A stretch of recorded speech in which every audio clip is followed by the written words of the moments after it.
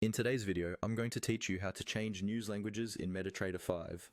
This is really useful if you prefer reading market news in a different language, or if you trade in multiple regions and want your platform to match the language you're most comfortable with. Let's get started right inside the MetaTrader 5 platform. First, look at the top of the screen for the main menu bar. You should see options like File, View, Insert, and so on. Find the one labeled Tools. This is where many of the platform's main settings and preferences are stored.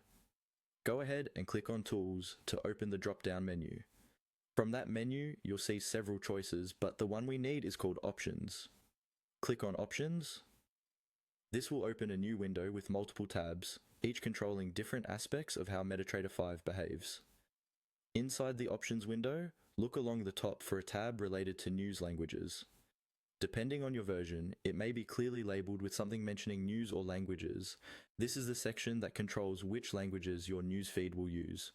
Click on that tab to bring up the news language settings. Once you're in the news languages section, you'll see a button or control that allows you to change the current language selection. Click on Change. This will usually open a list or a dialog box where different available languages are displayed. Now it's time to select your preferred language. Scroll through the list and find the language you want your news to appear in. Take a moment to choose carefully, especially if you use news to make trading decisions.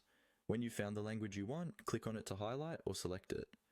After selecting your preferred language, confirm your choice by clicking OK or Apply. Depending on what appears in your options window, this will save your new settings. The next time news is loaded or refreshed in MetaTrader 5, it should appear in the language you selected. If the changes don't seem to show up immediately, you can try closing and reopening the platform, or simply wait for the next batch